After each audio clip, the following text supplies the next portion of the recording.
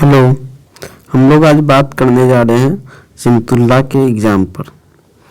सिमतुल्लाह के exam mains का जो होने जा रहा उस पर, उसमें मैथ जो है लॉन्ग मेथड से बनाना पड़ता है। तो आज उसी पर बात करेंगे कि आपको मैथ के कैसे सोल्व करना है और कौन कौन से गलतियां नहीं करना है। क्योंकि इस वीडियो में मैंने मतलब जो बनाया है उसमें मैंने बहुत सारी गलतियां डाली है, जो जानबूझकर डाली है ताकि आपको पता लगे कि मान के चलते हैं यहाँ पर अगर वीडियो मान के चलते हैं हम बनाए, अगर आपको भी ऐसा गलती होगा तो क्या परिणाम हो सकता है, ये इसलिए उन बातों पर गौर कीजिएगा, ठीक है। और कौन कौन पॉइंट नॉर्मल होता है जहाँ पर गलतियाँ होने के बावजूद भी आपको उतना इग्नोर करके चला जाता है, मतलब कि एग्जामिनर उतना केयर नहीं करेगा, मतलब ज़्यादा नंबर के काटने का चांस नहीं रहता। तो चलिए जानते हैं कि आखिर कौन कौन पॉइंट है जहाँ पर आपका गलतियाँ होता है, ठीक। चलिए तो शुरू करते हैं पहला क्वेश्चन से। देखिए, सबसे पहले क्वेश्चन बनाने से पहले एक बात याद रखिएगा, बनाते समय आप 1/4 जगह छोड़ दीजिएगा। 1/4 जगह छोड़ने के बाद ही आप सोल्व कीजिएगा। दूसरी बात, आप प्रश्न संख्या के हमेशा आगे दीजिएगा 1 के, और उसमें क ख रहेगा तो उसको अंदर में लिखिएगा। इससे अच्छा लगता है और कोई बात नहीं है, आप ऐसे प्रश्न आगे लिख भी सकते हैं, नहीं खाली एक देके क, और यहाँ से आप स्टार्ट कर सकते हैं। कोई कहेगा कि हम हल लिखना चाहते हैं तो लिख सकते हैं हल, अगर नहीं भी लिखेगा तो कोई दिक्कत नहीं है, ठीक। तो चलिए पहला क्वेश्चन पर आते हैं। देखिए, पहला क्वेश्चन में करा 4, 6 या 9 छुटिया 9 से बनने वाली 3 अंकों की सभी संख्या लिखना। यानी पहला हमको 3 संख्या के यूज करके सब संख्या लिखना है 1 पॉइंट, और इन 3 अंकों की सबसे बड़ी एवं सबसे छोटी संख्या का योगफल ज्ञात करना, ठीक है। एक क्वेश्चन हमारा दिया हुआ रहेगा, ठीक। इससे आपको मतलब नहीं है, इसको लिखना नहीं है आपको, ठीक ना। हम इसलिए लिख दें ताकि वीडियो हमको बनाने में आसान रहेगा, आपको भी पता लगेगा कि क्वेश्चन क्या था। अब इसको सॉल्यूशन करते हैं। तो सबसे पहले हमको स्टार्ट करना है नंबरिंग देने के बाद दिया हुआ है से, यानी दिया हुआ क्या है, तो हमको दिया हुआ है सिर्फ अंक 4, 6, 9 दिया हुआ, और उसके बाद जब ये दिया हुआ है पूरा लिख देंगे जो भी कंटेंट दिया हुआ, तब उसमें हमको लास्ट में ये लिखना पड़ता है उसके बाद कि ज्ञात हमको क्या करना, यानी हमको निकालना क्या, ठीक है। हमको निकालना क्या है ए। तो हमको पता है कि इनमें ज्ञात हमको क्या क्या करना है, तो एक तो ज्ञात करना है कि इनसे बनने वाली सभी संख्या, यानी 3 नंबर का यूज करके सभी संख्या, और दूसरा है कि इसमें बड़ा और सबसे छोटा जो होगा उसका योग ज्ञात करना है, ठीक है। अब देखिए, एक कोई हार्ड प्रश्न नहीं रहेगा, इनमें से जितना भी प्रश्न रहेगा अगर आप ऑब्जेक्टिव में बनाना रहेगा तो आप तुरंत टिक मार के आ जाइएगा। बस इसको लॉन्ग मेथड बनाते समय 3 पॉइंट एकदम कन्फर्म याद रखिएगा। पहला, दिया हुआ है क्या लिखना है, ज्ञात करना क्या लिखना, और एक लिखना प्रश्न से, और फिर एक अंत में सॉल्यूशन देना। ये 3-4 पॉइंट पर आप ध्यान दे दीजिएगा तो एग्जामिनर खुश हो जाएगा, और आपको बस उतना काफ़ी होता। और छोटा छोटा पॉइंट उतना गलती कीजिएगा तो इग्नोर कर देता है, ऐसा बात नहीं है। तो चलिए प्रश्न के अनुसार हम जान रहे हैं कि 4, 6, 9 से के 3 अंक दिया हुआ, इससे हमको संख्या बनाना। तो सबसे पहले 4 के फिक्स रखेंगे तो 6, 9, और 4 के फिर फिक्स रख के 9, 6 हो जाएगा। उसी प्रकार 6, 4, 9 हो जाएगा, एक 6, 9, 4 हो जाएगा। फिर 9 से अगर बनाएंगे तो 9, 4, 6 और 9, 6, 4 ऐसे करके आप लोग बना लीजिएगा, 6 संख्या बन जाएगा जैसा कि यहाँ पर बना दिए हैं। उसके बाद एक क्वेश्चन पॉइंट हमको पूरा हुआ। अब दूसरा है तो इसलिए अब दे सकते हैं या फिर भी दे सकते हैं। कोई अगर कहेगा कि हम फिर देना चाहते हैं, इंग्लिश में अगेन इसका यूज बहुत बार होता है, या नाउ भी कहीं कहीं लिखा रहेगा, ठीक। तो कोई दिक्कत नहीं, आप फिर भी दीजिएगा तो चलेगा, अब भी दीजिएगा तब चलेगा। दूसरा पॉइंट में क्या करना है, इनमें से अब हमको निकालना है जो बड़ी संख्या है उसको। तो बड़ी संख्या हमको पता लग गया, और छोटी संख्या, ये दोनों हम जब निकाल लेंगे तो हमको क्वेश्चन में निकालना है, क्वेश्चन के अनुसार क्या कि इनका योग क्या होगा। तो हम जान रहे हैं कि इनमें से, अब देखिए मान के चलिए आपको लिखना था 3 अंकों की सबसे बड़ी संख्या उस छोटी संख्या का योगफल। इनमें से अगर आप चाहते हैं कि डाल दें और नहीं है तो क्या होगा, क्या इस पर नंबर कट जाएगा? तो ऐसा नहीं है कुछ। आप अगर मान के चलिए देना भी चाहते हैं तो ऐसे करके यहाँ पर लिख सकते हैं, कोई दिक्कत नहीं होगा। अगर नहीं भी देते हैं तो कोई दिक्कत नहीं होगा। बीच में कोई जैसे शब्द छूट गया तो उससे कोई दिक्कत नहीं होगा। ठीक, थोड़ा बहुत ऐसे दिक्कत नहीं होता, आपका नंबर उतना नहीं इस पर कटता है, लेकिन कुछ कुछ स्टेप ही छोड़ दीजिएगा तब नंबर कटेगा। जैसे बड़ी संख्या और छोटी संख्या नहीं निकाल के डायरेक्ट आप जोड़ते तो शायद नंबर कटता, लेकिन ऐसा नहीं कटेगा। ठीक,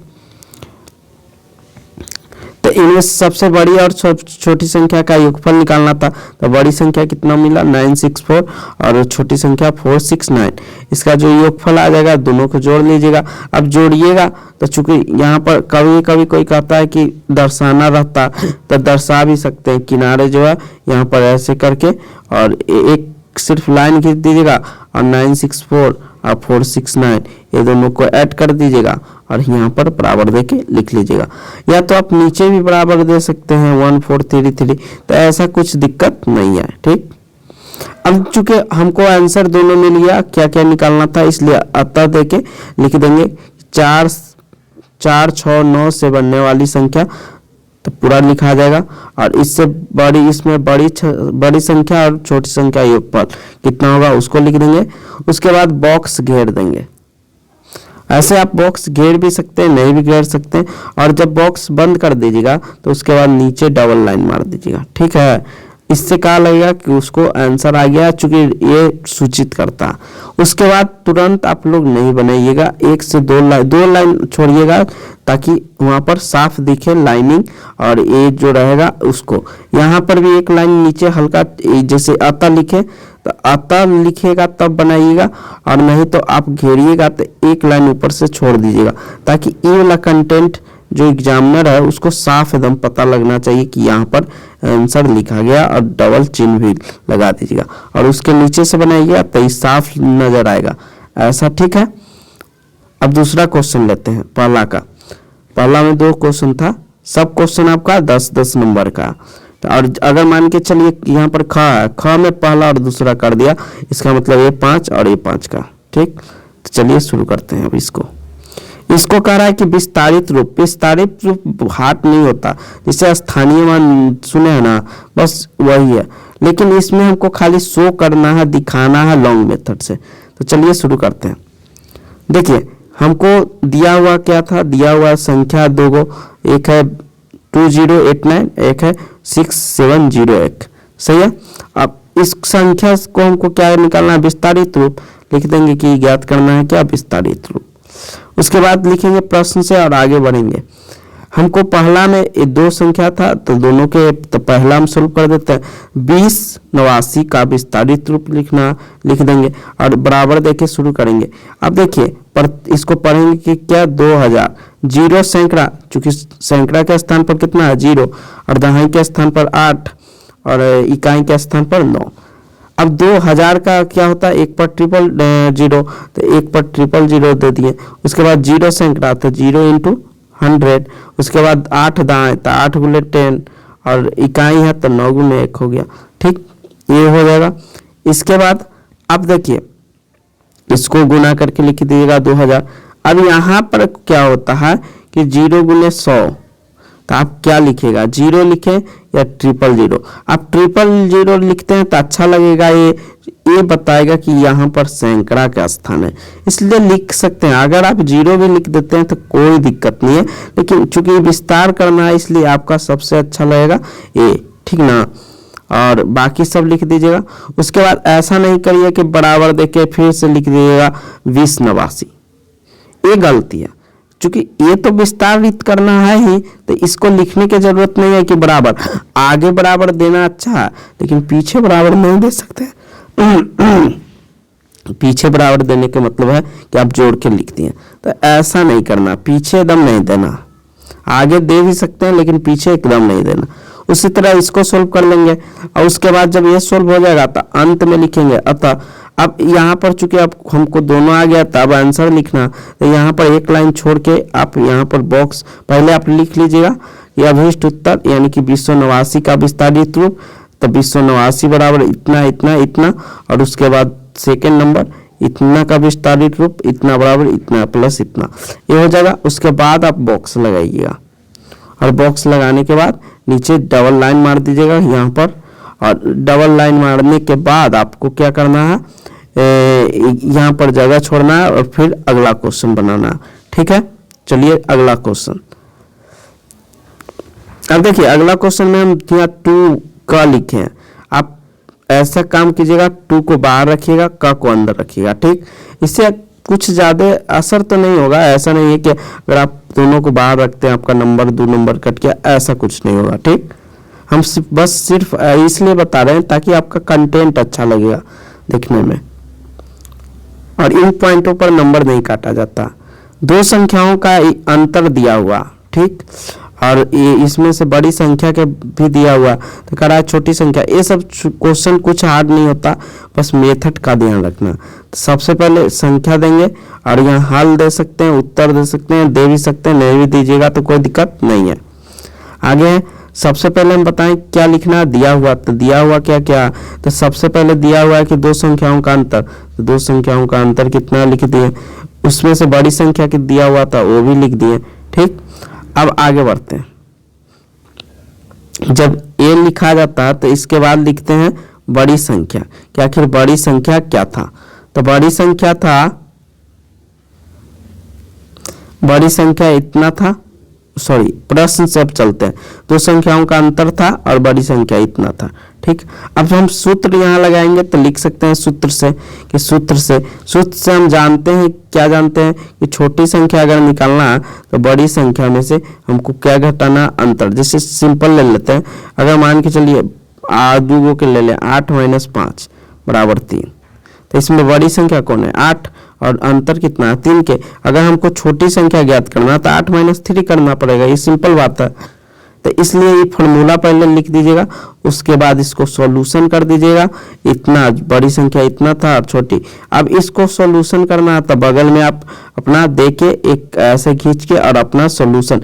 अब ऐसा नहीं है कि इसको पूरा मान के चलिए सॉल्यूशन कर दिए तक लास्ट में काट रहे, ऐसा कुछ मत करिएगा, बस शो होना चाहिए। आप चाहते हैं कि नीचे देना तो नीचे भी सॉल्यूशन कर सकते हैं, ई बराबर के जगह चिन्ह छोड़ के आपको नीचे वाला लाइन पर कर सकते हैं आराम से, या तो आप किनारे भी कीजिएगा, कोई दिक्कत नहीं होगा। ठीक, और जब इसका आंसर आएगा तो चूंकि हमको निकालना था क्या, छोटी संख्या, इसलिए लिखेंगे अभिष्ट संख्या बराबर ये छोटी संख्या जो भी आएगा उसको लिख देंगे, और यहाँ पर घेरा मार देंगे। यहाँ पर देखिए जब हम कहीं पर जगह नहीं छोड़े, जैसे या अतः के बाद आपको एक लाइन छोड़ के अभिष्ट संख्या लिखना है और घेरा मारना। और जब भी घेरा पूरा हो जाएगा तो नीचे डबल लाइन, मोटा लाइन, मतलब थोड़ा सा गहरा करके डबल लाइन मारिएगा, और हल्का लंबा रहना चाहिए, मतलब कि इतना नहीं कि एकदम पूरा या ऐसे कर दिए, मतलब कि ऐसे रहना चाहिए। ठीक, इससे एग्जामिनर को पता लग जाता है कि यहाँ पर आंसर लास्ट हुआ, यानी आंसर उसका यहाँ पर लिखा हुआ, इसलिए उस पर ध्यान, उसको फोकस होता है बस।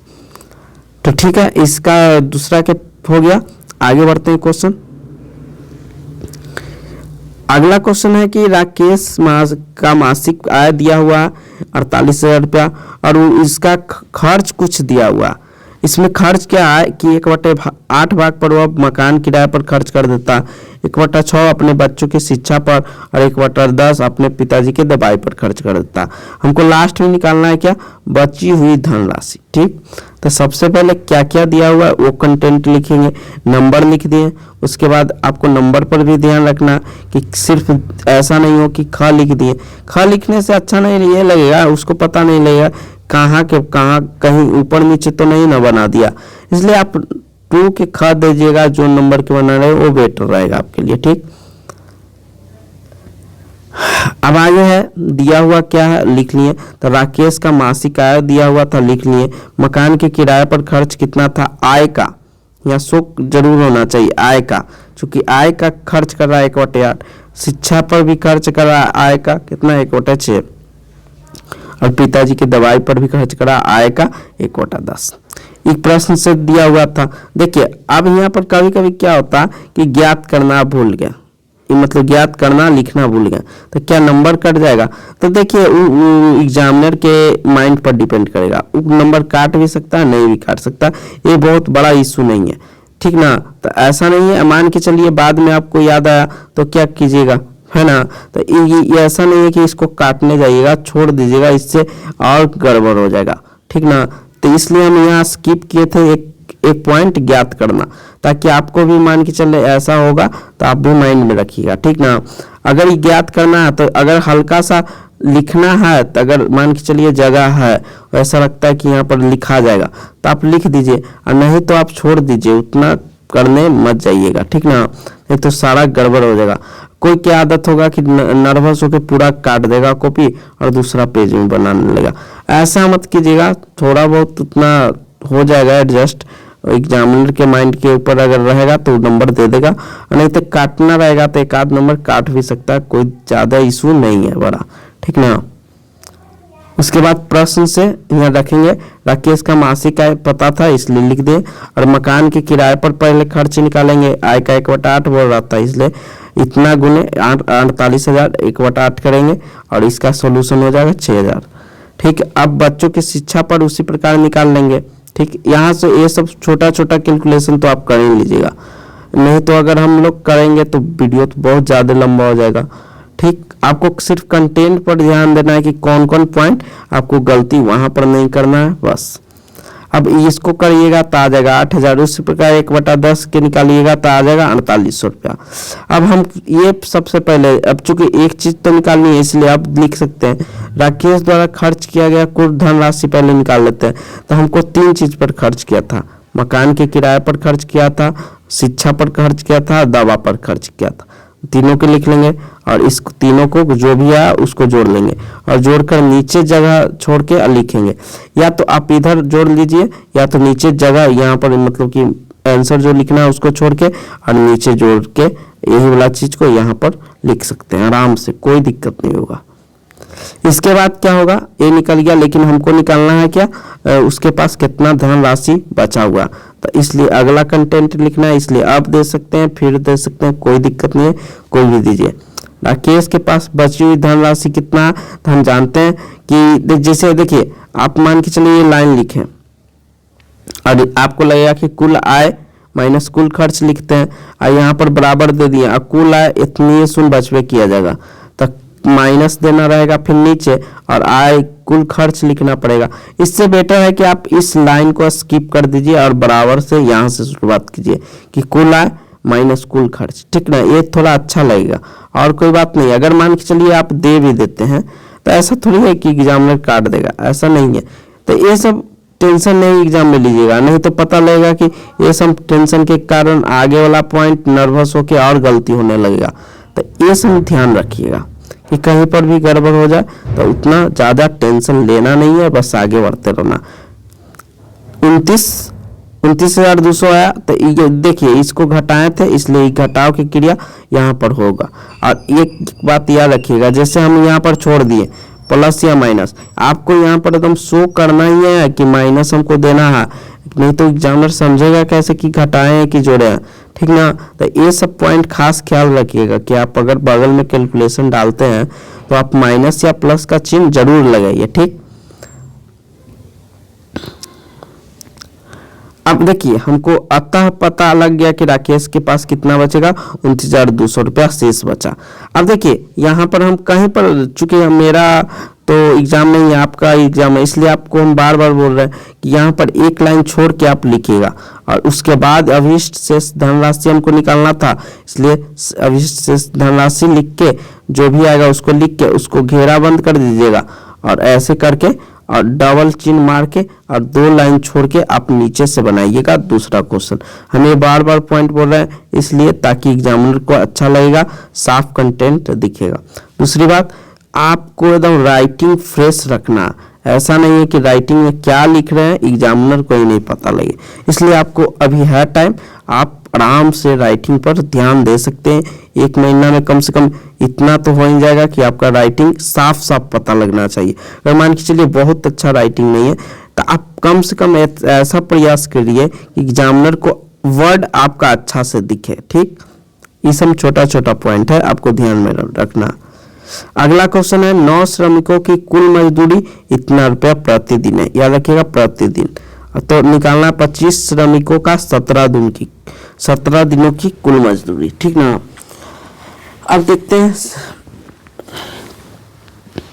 अब देखिए सबसे पहले आपको नंबर देके यहाँ से हल या नहीं भी दीजिए और शुरू करना। सबसे पहला कंटेंट क्या लिखना, दिया हुआ है कि, तो दिया हुआ क्या है, तो दिया हुआ है कि 9 श्रमिकों का प्रतिदिन यानी एक दिन का क्या कुल मजदूरी, यानी 9 के कुल मजदूरी दे है एक दिन का, वो लिख दिए। अब ज्ञात करना है कुछ कि हमको 25 श्रमिक यानी कि मजदूरों का 17 दिन की मजदूरी क्या होगा, ठीक। एक क्वेश्चन के अनुसार लिख दिए इतना कंटेंट। उसके बाद हम प्रश्न से लिख के चालू करेंगे। चूंकि 9 श्रमिकों की एक दिन की मजदूरी कितना है, इतना रुपया, तो हम पहले निकाल लेते हैं कि एक श्रमिक एक दिन में कितना कमाता है, तो इतना बटा इतना हो जाएगा। अब यहीं पर सॉल्यूशन मत कर दीजिएगा काटा काटी, ऐसा नहीं कीजिए कि इतना से इतना कट गया, ये थोड़ा गलत पॉइंट है। इसके बाद एक के निकालेंगे तो पहले 25 श्रमिक को निकाल लेते हैं। ढेर का आदत होता है कि 25 श्रमिक भी लिख देगा, यहाँ 17 भी लिख देगा, तो ये नहीं, आप एक स्टेप और बढ़ा लीजिए, चूंकि लॉन्ग मेथड है तो आपको बेटर रहेगा। तो हम निकाल लेते हैं 25 श्रमिकों के एक दिन की मजदूरी, ठीक। उसके बाद इसको लिख देंगे, यहाँ पर भी कैलकुलेशन आपको नहीं करना, इसलिए अब निकालेंगे 25 श्रमिकों की 17 दिनों की कुल मजदूरी, यानी कि मजदूरी कितना होगा। अब यहाँ पर जो भी कंटेंट आएगा 46 80/9 गुना 25 और गुने 17, अब आप यहाँ पर सोल्व कीजिएगा, ठीक। दूसरी पॉइंट, अगर मान के चलो जैसा कि इस लाइन के ऊपर वाला लाइन के हम लोग जैसे ऐसे आप हम लोग बनाते हैं नॉर्मली, तो हम लोग यहाँ 25 लिखने के बाद एक लाइन खींच देते हैं या ए वाला चिन्ह दे देते हैं, ऐसे ऐसे, इसका मतलब होता है ऊपर वाला ही बात लिखा हुआ। तो आप एग्जाम में लॉन्ग मेथड से बना रहे हैं तो ये सब से बचिएगा, यहाँ पर जो लिखा हुआ है वो पूरा लिखिएगा सेंटेंस, ठीक। अब चूंकि ये हमको आंसर आ गया कितना कि इसको कैलकुलेशन किए तो इतना आ गया। अब हमको लिखना आता 25 श्रमिकों का 17 दिन की मजदूरी कितना आया, तो यह सैकड़ा, हजार, 10,000, लाख, 2,21,000 रुपया। तो आपको लास्ट में लिखना अभीष्ट कुल मजदूरी बराबर 2,21,000 और इसको घेर देना बॉक्स में। अब एक लाइन छोड़ के, अतः के बाद आप एक लाइन छोड़ ही के लिखिएगा, उसके बाद आपको घेरने में भी आसान होगा। कहे कि मान के चलिए ऊपर में रहेगा जिसे अभीष्ट लिखें तो अभीष्ट ऐसे लिखते हैं, तो यहाँ पर ऐसे घेरिएगा, ऐसे तो अच्छा नहीं लगेगा, इसलिए आप 1-2 लाइन छोड़ के घेरिएगा ताकि साफ पता लगे, और उसके बाद डबल नीचे चिन्ह मार दीजिएगा। दूसरी बात, बार बार ध्यान दीजिएगा कि कोई दूसरा पेन नहीं यूज होना चाहिए। एक मान के चलिए पहले ब्लैक लिखते जाना है, बीच में खत्म हो गया फिर ब्लू, तो ये मत कीजिएगा। इसलिए पेन हमेशा जो भी पेन से लिखना है ब्लू या ब्लैक, उसको एक्स्ट्रा रखे रहिएगा, 1 या 2 जो भी रहेगा, ठीक ना। ऐसा नहीं पहले ब्लू लिख दें फिर पता लगेगा तीसरा क्वेश्चन के बाद ब्लैक हो गया, तो ये सब पॉइंट गलत है। अगला क्वेश्चन है कि एक लकड़ी के बक्से की लंबाई और चौड़ाई ऊंचाई दिया हुआ है इतना इतना इतना, तो बक्सा में क्या रखना है, 15 घन सेंटीमीटर आयतन वाले रबर रखना है, तो रबर की संख्या। तो ऐसा क्वेश्चन जब भी आता है तो याद रखिएगा 2 तरह के क्वेश्चन देता है। एक देता है क्षेत्रफल पर कि क्षेत्रफल रहेगा किसी का दिया हुआ, इसमें टुकड़ा सजाना रहेगा, या बड़ा सा कपड़ा के टुकड़ा से रुमाल निकालना रहता। तो यहाँ चलता है क्षेत्रफल वाला कि बड़ा का क्षेत्रफल बटा छोटा का क्षेत्रफल, यानी एक छोटा का क्षेत्रफल से भाग दे दीजिए बड़े के पूरे, यानी बड़ा करने का मतलब बड़े टुकड़े के, तो वो निकल जाता। अगर मान के चलिए 3D फिगर है, 3D कहने का मतलब एक 2D फिगर होता है 3D, तो 3D में आता है घन घनाभ ये सब, ठीक। तो यहाँ पर 3D फिगर में होता बड़े का आयतन बटा छोटे का आयतन, एक टुकड़ा के छोटे का आयतन निकालेंगे और उसको बड़े के आयतन में भाग लगाएंगे, जो भी आएगा वो आ जाएगा, तो इसी पर बनेगा। तो सबसे पहले लिख लेते हैं कि दिया हुआ क्या है, तो दिया हुआ है कि एक लकड़ी के बक्से की लंबाई चौड़ाई और ऊंचाई दिया हुआ था, लिख लिए। साथ ही साथ दिया हुआ था एक रबर का आयतन भी, इसको भी लिख लिए। अब हमको ज्ञात क्या करना है, बक्से में रखे जाने वाले रबर की संख्या, ये हमको कंटेंट में दिया है कि इसी को हमको ज्ञात करना। तो प्रश्न से जब चलेंगे तो बक्से की लंबाई चौड़ाई ऊंचाई, अब देखिए यहाँ पर अगर आप फिगर पारिएगा तो फिगर पारते समय आप तो फिगर नॉर्मली पार लीजिएगा, लेकिन इसको दर्शाना रहेगा तो 50। अब इसको अगर मान के चलिए ऊंचाई दर्शाना तो डायरेक्ट ऐसे लिख देता 20, जन्ने तिन्ने नहीं लिखना चाहिए, ठीक ना। 20, 12, 8 कुछ भी रहा तो ऐसे लिखिए कि ताकि पता लगे, जैसे कि हम यहाँ पर सजाएं, इसको साफ पता लग रहा है कि इस लाइन को। अब ढेर ऐसे 8 कर देगा तो उसको थोड़े ना पता लगेगा। इससे बढ़िया कि आप फिगरे मत पढ़िए, ठीक ना, फिगर पढ़िए ही मत। अगर आप बढ़िया से नहीं दर्शा पाते हैं तो आप फिगर को इग्नोर करके चलिए, कोई दिक्कत नहीं होगा, आपका नंबर नहीं कटेगा, ठीक। एक रबर का आयतन 15 घन सेंटीमीटर दिया हुआ था। अब सूत्र से हम लोग जानते हैं कि घनावाकार लकड़ी के बक्से का आयतन क्या होता है, LBH, यानी लंबाई गुने चौड़ाई गुने ऊंचाई। तो रख दिए 50, 8, 12, इसको गुना करेंगे कितना आएगा 4800 सेंटीमीटर क्यूब। अब हम लोग जानते हैं कि यहाँ पर अब ये भी चीज लिख सकते हैं। अब फिर सूत्र से लिखिएगा तो ऐसे तो अच्छा नहीं लगेगा, लेकिन आप लिख भी सकते हैं कि पुनः सूत्र से तो रबर की संख्या निकालना है। तो रबर की संख्या क्या होता है, बड़े क्या आता है, ये बड़ा क्या था बक्सा, तो बक्से का आयतन बटा एक जो रबर का टुकड़ा है उसका आयतन। तो रबर का टुकड़ा के दिया हुआ था, बड़ा के हो गया 4800, अब छोटा के हो गया 15। आप इसको काट लीजिएगा, ये नॉर्मल कैलकुलेशन है। तो ये 5 से कट गया 3 बार में, 5 से कट गया इसको, उसके बाद 3 से कट गया। तो वो आपको जैसे सुविधा रहेगा वैसे काटिए। कितना आया 320 रबर। अतः 50 सेंटीमीटर इतना बीमा वाले बक्से में 15 सेंटीमीटर वाले 320 रबर रखे जा सकते हैं। ये हम अंत में ये बात लिखे, लेकिन हमको आंसर को घेरना है सिर्फ, तो हम सिर्फ इतना लिखेंगे। हम चूंकि अभी रबर की संख्या ज्ञात करना था तो लिखेंगे अभिष्ट रबर की संख्या, और इसको लिख के आराम से घेर के डबल लाइन मार देंगे और उसके बाद आगे बढ़ जाएंगे। 2 लाइन छोड़ेंगे, अगला क्वेश्चन पढ़ेंगे, ठीक। तो अगला क्वेश्चन है, एक आयताकार हॉल है, इसके फर्श की लंबाई चौड़ाई दिया हुआ, 1 मीटर भुजा वाले वर्गाकार टाइल्स से ढकना है। जैसा कि अभी क्वेश्चन बताए थे कि एक बड़ा सा दिया रहेगा फिर सरफेस और इसमें टाइल्स लगाना रहेगा, या कुछ भी इस तरह का क्वेश्चन आता है। तो इसमें टाइल्सों की 2 चीज निकालना है। ढकने के लिए टाइल्स की संख्या निकालना, प्लस में दिए टाइल्स की कीमत इतना है तो कुल खर्च भी निकालिए। इसमें 2 पॉइंट दिया निकालना है, एक आवश्यक टाइल्स की संख्या और दूसरा खर्च। तो चलिए सोल्व करते हैं। यहाँ पर आप पहले यहाँ पर दे दीजिएगा, यहाँ पर दे दीजिएगा अपना नंबरिंग। उसके बाद दिया हुआ है, क्या दिया हुआ है कि आयताकार हॉल के फर्श की लंबाई दिया हुआ है एवं चौड़ाई दिया हुआ, ठीक। साथ में एक वर्गाकार टाइल्स की भुजा भी दिया हुआ है। चूंकि वर्गाकार है इसलिए वर्गाकार शो करना पड़ेगा कि आपको वर्गाकार, ये नहीं कि खाली लिख दिया एक टाइल्स के, नहीं, यहाँ उसको पता लगना चाहिए वर्गाकार है कि आयताकार है। अगला लिखेंगे, एक टाइल्स का कीमत भी दिया हुआ था 75 रुपया, इसको लिख लिए कंटेंट के रूप में। अब हमको ज्ञात क्या करना है, तो हमको ज्ञात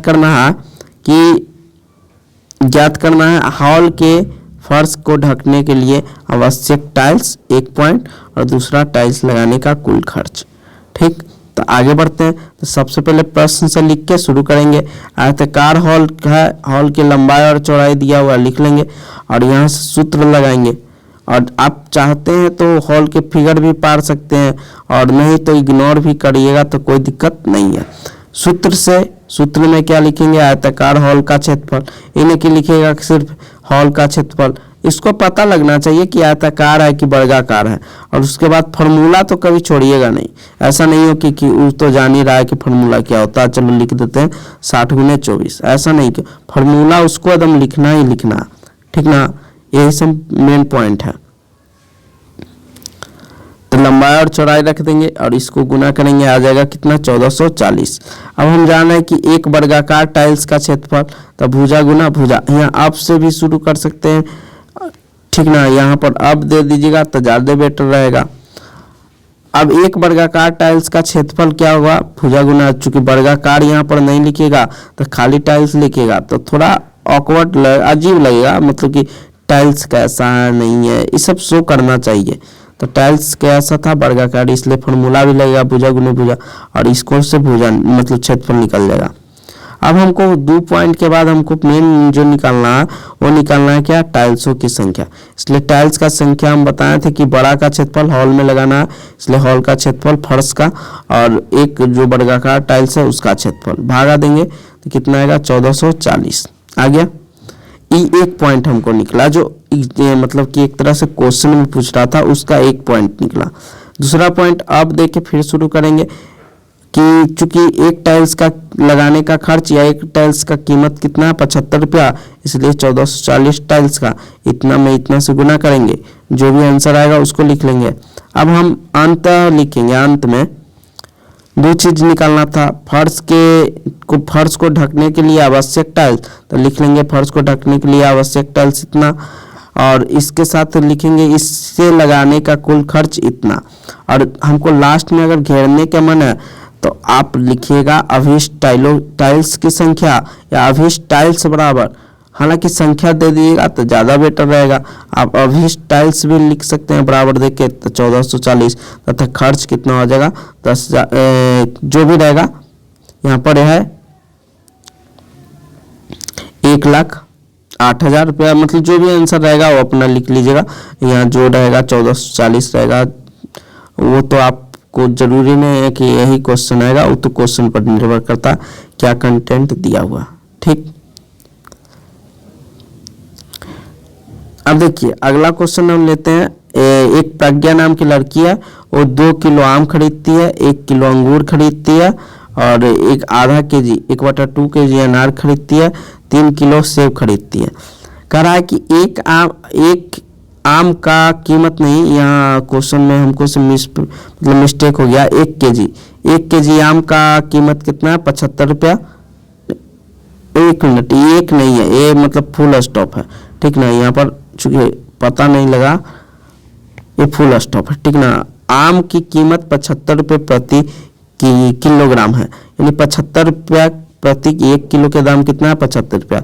जबकि अंगूर का कीमत कितना है, तो आम की कीमत का 3 गुना। ठीक है, क्वेश्चन बढ़िया से आप लोग पढ़ लीजिएगा। अनार का कीमत दिया हुआ है और सेब का भी कीमत दिया हुआ। हमको निकालना है प्रज्ञा के द्वारा खर्च की गई कुल धनराशि, यानी प्रज्ञा अगर इतना सामान लेती है तो उसको कितना धन खर्च होगा। तो सबसे पहले दिया हुआ है क्या, वो लिख लेते हैं।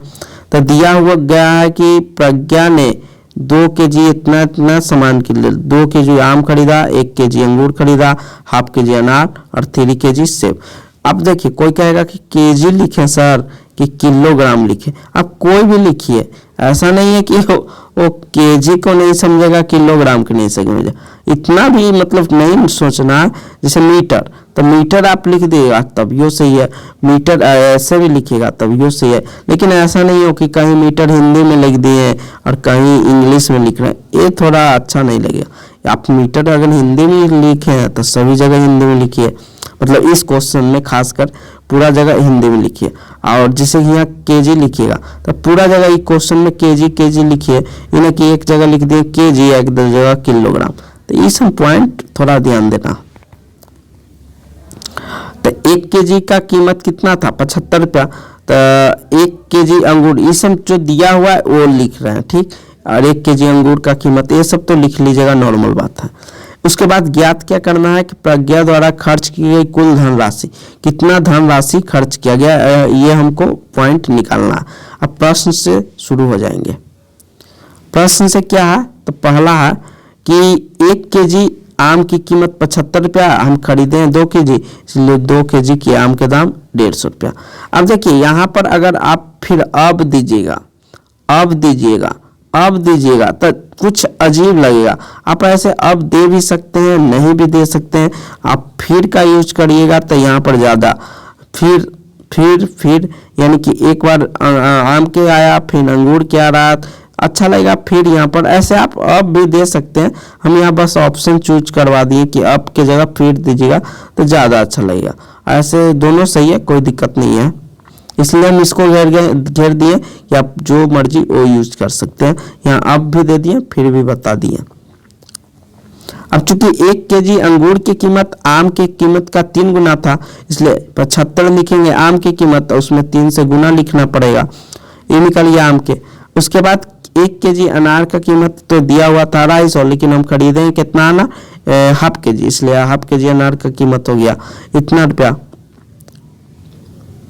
आगे इसी तरह 1 केजी सेब खरीदे हैं, 1 केजी सेब का दाम दिया हुआ 80 रुपया, खरीदे कितना है 3 केजी, तो 3 केजी का दाम निकल गया।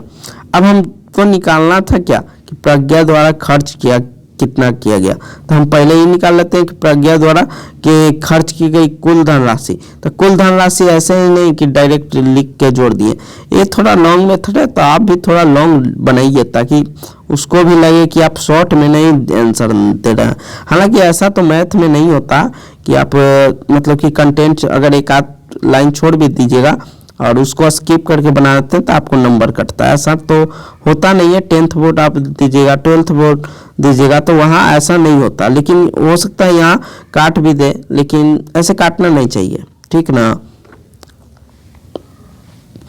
तो यहाँ पर लिख लेंगे कुल राशि कितना है, 2 केजी आम की कीमत प्लस 1 केजी अंगूर की कीमत, हाफ केजी अनार की कीमत और 3 केजी सेब की कीमत। अब इस सबको लिख के जोड़ देंगे और अंत में लिखेंगे अतः प्रज्ञा ने क्या कितना खर्च किया, इतना रुपया खर्च किया, और जोड़ना रहेगा अपना यहाँ पर घेरा दे दीजिएगा। बस ऐसा नहीं है कि इतना घेरा देना, बस ऐसे करके यहाँ पर बना देना, ठीक। और लास्ट में हमको लिखना है क्या, खर्च, खर्च कितना की, तो खर्च लिखना है, इसलिए अभिष्ट खर्च को लिख के और जो जितना खर्च होगा उसको आप घेर दीजिएगा। उसके बाद डबल लाइनिंग मारिएगा, उसके बाद 2 लाइन छोड़ के 5 क दे के आगे बढ़िएगा। जैसा कि अगला क्वेश्चन पर चलते हैं। अगला क्वेश्चन करा कि एक दुकानदार के पास इतना लीटर था, इतना लीटर, इतना मिलीलीटर, यानी उसको पास जो था, जैसे आपके पास 5 केजी 500 ग्राम रहेगा, ठीक। 2 तरह का मतलब एक मतलब ऐसा मिक्सिंग टाइप के रहता, कोई डायरेक्ट रहता है कि 2 रुपया 50 पैसा, कोई कहता है 2.5 रुपया, तो आप कैसे भी लिख सकते हैं, लेकिन जो क्वेश्चन रहा है इसमें मिक्सिंग टाइप के हैं। उसके पास किरासन था, उसने विभिन्न ग्राहकों को 86 इतना इतना इतना लीटर बेचा है, ठीक। अब उसके पास कितना तेल है ये बताना है।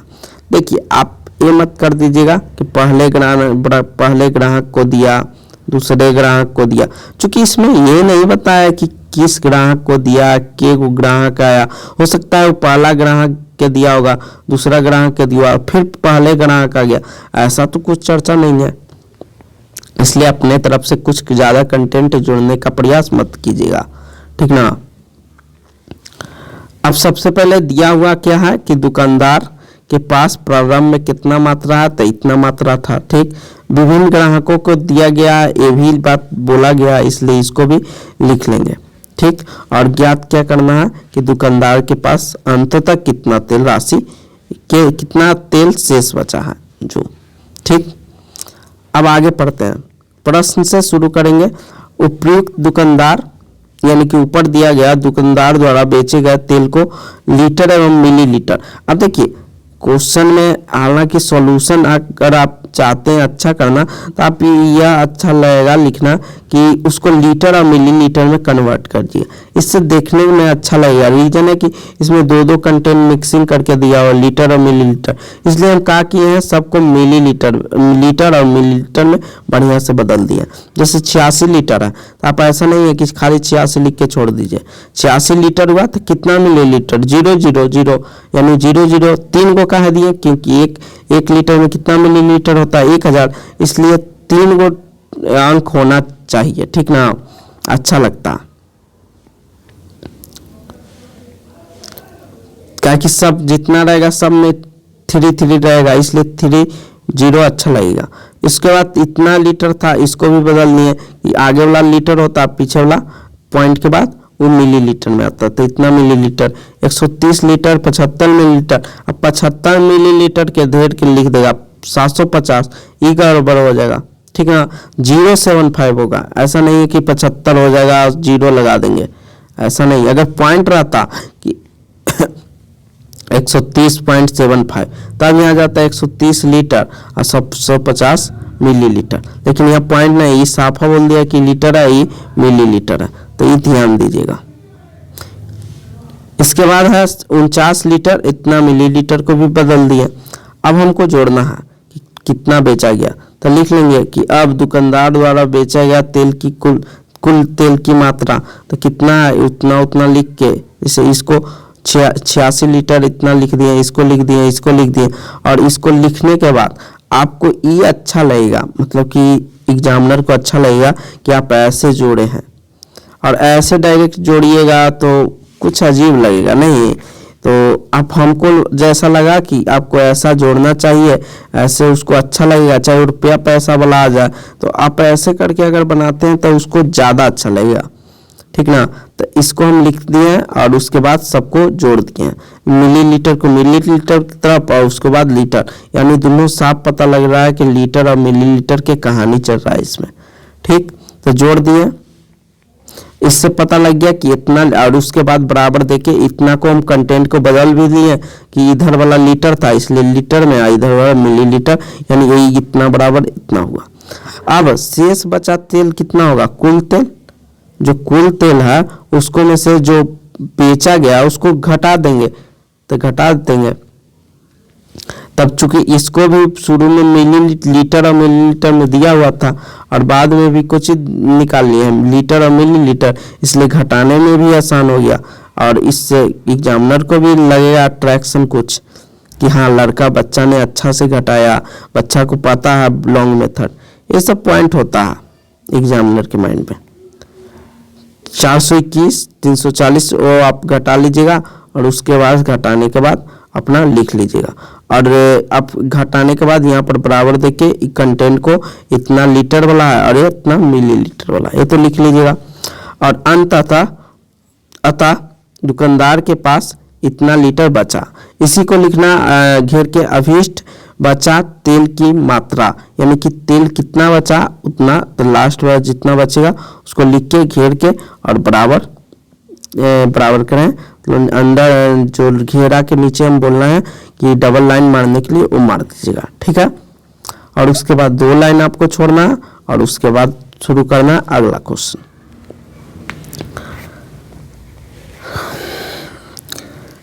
अगला प्रश्न है और लास्ट प्रश्न है, इसके बाद एक कंटेंट खत्म हो जाएगा। राजू ने 500 ग्राम वजन वाली चीनी की 32 थैलियां खरीदी, यानी कि आधा kg वाला कितना थैली खरीदा, 32 के लिए। इस चीनी को अब वो घर पर लाया और 400 ग्राम के पैकेट में बदल दिया, ठीक ना। जैसे होता कि मान के चलिए आप बड़ा बड़ा बोतल या पैकेट खरीद लिया और उस पर घर पर छोटा छोटा पैकेट करके खुला में बेचते हैं, तो ये सब नॉर्मल कहानी है। तो उसी पर एक क्वेश्चन दिया हुआ कि आखिर कितना पैकेट बनाएगा, 400 ग्राम के बनाएगा। तो सबसे पहले दिया हुआ क्या है कि राजू ने 500 ग्राम वजन चीनी की कितना थैला खरीदा, 32 खरीदा। और ज्ञात क्या करना है कि 400 ग्राम के अगर चीनी के पैकेट में बदलेंगे तो पैकेटों की संख्या ज्ञात करना है। तो चलते हैं आगे, लिखेंगे प्रश्न से। हम जानते हैं चूंकि एक थैली का वजन कितना है चीनी के, 500 ग्राम, इसलिए 32 को के निकालेंगे कि 32 थैली का वजन कितना होगा, तो यहाँ से आ जाएगा 16,000 ग्राम। अब केजी में मत बदलिएगा क्योंकि बदलने से का कोई फायदा नहीं होगा, आगे हमको ग्राम में दिया हुआ। अब देखिए चूंकि 400 ग्राम चीनी से भरे जाने वाली पैकेट कितना है, एक, या यहाँ पर यही लिख सकते हैं 400 ग्राम से भरे जाने वाली पैकेटों की संख्या कितना है, 1। तो हम देख लेते हैं कि 1 ग्राम अगर डालेंगे तो कितना पैकेट भराएगा, तो 1/400। लेकिन हमको पास टोटल कितना ग्राम चीनी है, तो 16,000, इसलिए 16,000 से गुना कर देंगे और यहाँ से काट देंगे और काटेंगे 2 जीरो से 2 जीरो, 4 से कटेगा 4 और 0, तो कितना पैकेट निकलेगा, 40 पैकेट। बस यही आंसर हो गया, इसी को अब लिख देना। अतः 1600 ग्राम चीनी से 400 ग्राम वाले 40 पैकेट बनाए जा सकते हैं। और यहाँ से मेन जो हमारा आंसर क्या आया, अभिष्ट पैकेटों की, चूंकि पैकेट हमको निकालना था इसलिए लिखेंगे अभिष्ट पैकेटों की संख्या कितना, 40। और इसको घेर दे लेंगे और उसके बाद आराम से डबल चिन्ह मार देंगे और रिलैक्स। और एक बात याद रखिएगा, ऐसे तो हो सकता है पीटीओ लिखने का जरूरत न पड़े, वो एग्जामिनर खुद नीचे लिखा रहता है, अगर नहीं लिखा रहेगा तो हर पेज के नीचे पीटीओ लिख दीजिएगा, ठीक।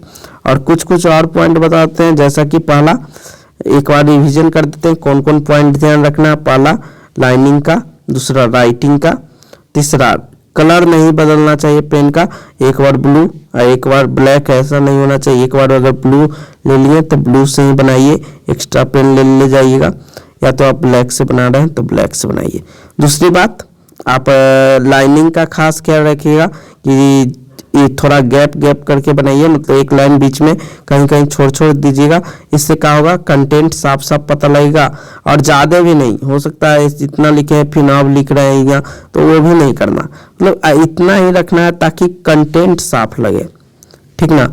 कुछ बच्चा क्या करता है, एक ऐसे लिखेगा ई लाइनिंग और दो लिखेगा इसको नीचे सटा के, नहीं, बहुत कम देखे हैं। हालांकि यहाँ पर तो हम लिख रहे हैं तो नहीं उतना पता लग रहा, लेकिन ऐसे आप लिखिएगा ना तक बहुत खराब लगता है। ऐसे आप लोग ध्यान दीजिएगा, इसको और इसको साथे रखना, ढेर के ऐसे यहाँ पर आपको पता नहीं लगेगा कि हम क्या बोलना चाहते हैं, क्योंकि ये पेज थोड़ा अजीब है इसलिए।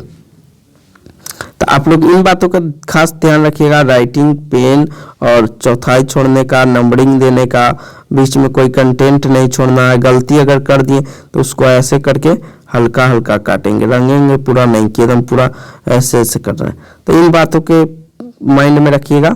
ऐसे तो एग्जाम के पहले हम आपको एक बार और गाइड कर देंगे, ठीक है। ज़्यादा वीडियो लंबा को नहीं करते हैं, और आप लोग ऐसे ही प्रैक्टिस कीजिए क्वेश्चन को, आपको सक्सेस मिलेगा। उतना सोचना नहीं है, बस कंटेंट को थोड़ा ध्यान में रख के बनाना है, लॉन्ग मेथड ही बनाना है, इसलिए टेंशन मत लीजिए। आप खुद पर भी बिलीव रखिए, कॉन्फिडेंस के साथ जाइए और एकदम तोड़ के आइए, ठीक ना। तो बेस्ट ऑफ लक। आप लोग तैयारी करते रहिए, अपना सोचना नहीं है, ज़्यादा टेंशन नहीं लेना, ठीक है। मिलते हैं अगले वीडियो में। जय हिंद।